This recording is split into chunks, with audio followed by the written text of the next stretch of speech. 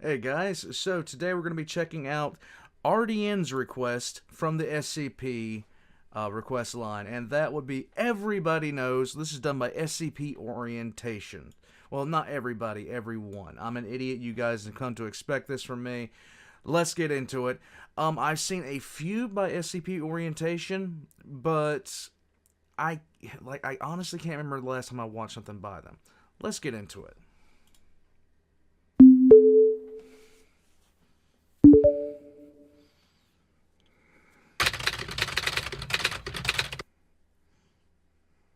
David Wilford was a member of a small men's club in a small town in West Virginia.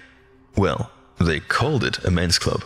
The name was rather too dignified for a group of 5 married men occasionally going out to a shed in the middle of the woods to watch the game, drink some beers, and fart loudly without the wives pointedly pretending to choke while sitting next to them. David has forgotten to reclip the secret compartment in his wallet. He doesn't know it, but through this action, he is doomed the blissful ignorance of the entirety of the world that is currently unaware of the anomalous. Here he goes, bending down to grab his beer. I love how small things can have massive impacts. That is 5, 4, 3, 2. An ID badge adorned with a certain 3-pronged shield and arrows fell from David's pocket and landed face up on the table. David stared in shock for a few crucial moments, allowing John, Marco, Ricky, and Glenn to see the symbol. They all simultaneously broke the silence. "Dave, you work for..." They all paused, then looked at each other in surprise as they realized that the others had said the exact same thing. Dave joined in the chorus. "You know about the Foundation?" There was an encore. "No? I work for the Foundation." "How do you..." There was another silence, which the other 4 men used to produce badges of their own, with sheepish looks. "Level 3, Anomalous Engineering," said Marco slowly. "Level 2, Nice. Research Assistant," said Glenn. "External Affairs," said Ricky. "Level 4, Head Researcher, SCP, Classified," said David, looking a bit embarrassed. "MTF Lambda 64, said John. They all looked at each other and broke out laughing. They spent the night swapping unclassified stories and ended up stumbling home a lot later and a lot drunker than normal. Nice. David emptied his pockets onto the nightstand in the dark, stripped off his clothes, and managed to get into bed without waking Sandra. Good for him. David woke up to Sandra shaking him. He groaned, his head banging, his mouth dry, and looked up at her. He sobered almost immediately when he saw that she was holding his ID in her hand. Wordlessly, she held up her other hand. There was another badge with her picture on it. He took his back, stared at his wife in silence, then spoke. "How many people does the Foundation actually employ?" Walmart levels. "I'm sorry, but it's classified. Even I don't know," Site Director Juarez said to the 10 people standing in front of her desk. At David's insistence, the men had all gone to their wives, ID in one hand, amnestics in the other, and sure enough, not a single pill was swallowed that night. Wow. "Okay," John's wife said. "How about the number of people working at this site?" Walmart. "No." "The number of people from our town working here?" David suggested. "No." "Come on, Director Juarez, we don't even need an exact number," Glenn wheedled. "No names, no personal information. Just give us a rough percentage. I mean, you could always just amnesticize us after. Surely you are just a bit curious about the odds of such a huge coincidence happening?" Director Juarez hesitated for a few moments, agonizing over it, then finally bent over her computer, opened up the personnel files, overrode the multiple firewalls preventing complete access, and found the number of site personnel from David's town. She searched the total population.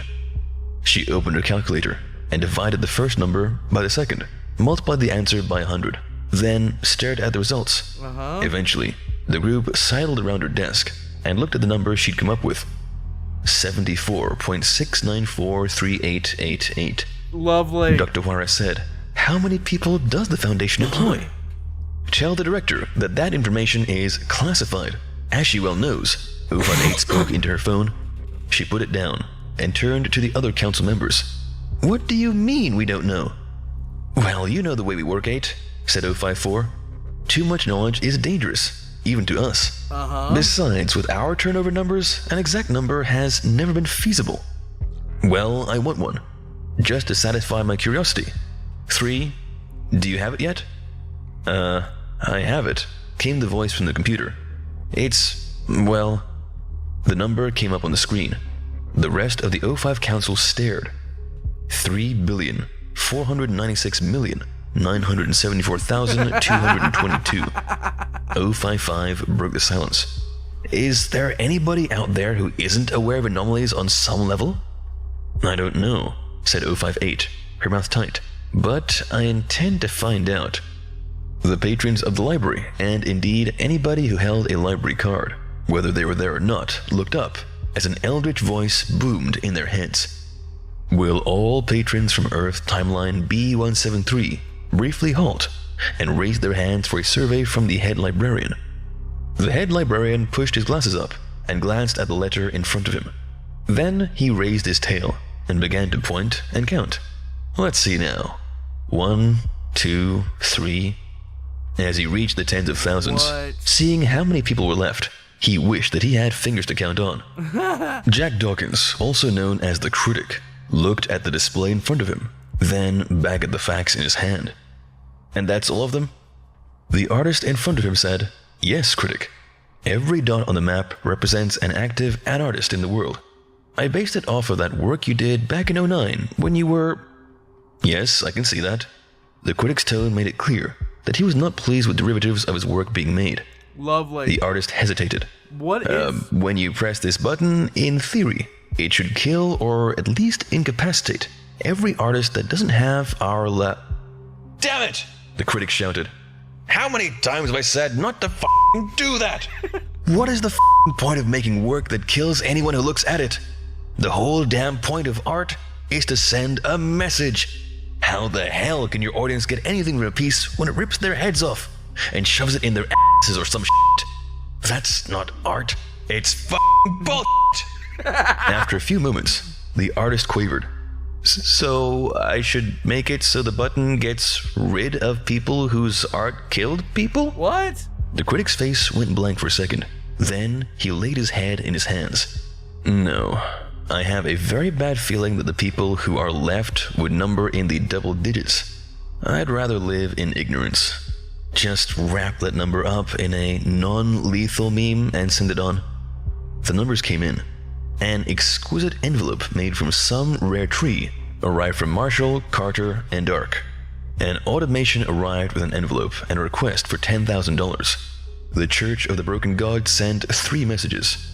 One by email, one shot from a steam-powered cannon, and one on a bird that was slowly being converted to clockwork. Every group of interest, major and minor. Every anomalous person. The O5s loaded them all up into the computer and waited for it to spit out a list of names. Anyone who hadn't been on any of the lists sent to them. Finally, the printer whirred and buzzed, and the O5s had their answer. It wasn't pretty. Jeremiah Wuthers strolled into his apartment and flopped down in front of the TV. He was beat and ready to relax for the rest of the night. He flipped the channel to Fox, but instead of being rewarded with the wacky exploits of various yellow caricatures, there was what looked like a meeting room filled with shadowy figures wearing various odd symbols. Confused and slightly annoyed, Jeremiah turned to TBS and came face to face with the same picture. He flipped through every channel in his cable package with the same results. Yeah, if that ever happens, usually horrible things are going down. Some government announcement? He wondered. Then, one of the figures on the screen spoke. Hello, people of Earth. Almost all of you will find exactly zero shock in what I am about to say, but all myths are true. The laws of physics are rather closer to suggestions, and the world is populated by monsters, gods, and human beings with the power to rewrite reality itself. Various images of the beings described by the figure flashed across the screen. My name is 058, and I am one of the leaders of the SCP Foundation. We have called this meeting with representatives for nearly every major group dealing with anomalies to inform the world that, on some level, everybody knows. Yes, we've crunched the numbers, and double-checked them, and the number of people who had absolutely zero contact with any facet of the anomalous world comes to roughly 1 person. This meeting is a message. The veil is lifted, the masquerade dissolved. Apparently, it was so many years ago, and nobody noticed. Please be aware that all of our groups are in agreement on one thing. Fundamentally, this changes nothing about anybody's goals. As far as the Foundation is concerned, there is still a basic normality within the world that allowed life to exist as it has up to now. That is still worth protecting, and we intend to do so. And to a Mr. Here the figure consulted the paper in front of her. Jeremiah Wuthers. If you have any questions, you may call the number below. A number flashed briefly across the screen. Then the meeting room disappeared, just in time for Homer to wrap his hands around Bart's neck. Jeremiah stared for a few moments, then settled back in to watch and sulk a bit. I totally knew the whole time, No, you didn't. he muttered to himself. End of file. To learn more about the SCP Foundation, Imagine you're the one poor schmuck that doesn't know what everybody else does. That's outstanding. That's actually pretty damn funny. It would suck to be him, but still. Man, it sucks to be you. Oh, the last guy to know. Oh, that always sucks. Because you can't do anything with that. You can't go anywhere from that. You're the last. You're it. There's no one else other than you. You're the last stoopy in the room. You're finished. You... Guys, this was rather fun. I didn't know what to expect from this, but this kind of surpassed my expectations. I love this story because... oh, God, how many times? Oh, no. Just, you're walking around. Oh, God. Nah. It's not story time with the old man. It is not story time with the old man. Oh, needless to say, I was the last guy to know something about, like, when I was in the military, I was the last guy to know that the ship was going to be leaving for 2 weeks. I found out the day that we were leaving. And I had to call and make some last-minute changes. Mainly to my dating life, and after that I was single for a while, because she thought I was lying to her. How could you not know? I didn't know. I'm an idiot. You guys know this. Anyway, that was SCP Orientation. Guys, yeah. Wow, that was not what I expected. If you'd like to know more about SCP Orientation, I'm going to have links to their channel down below. Go check that out.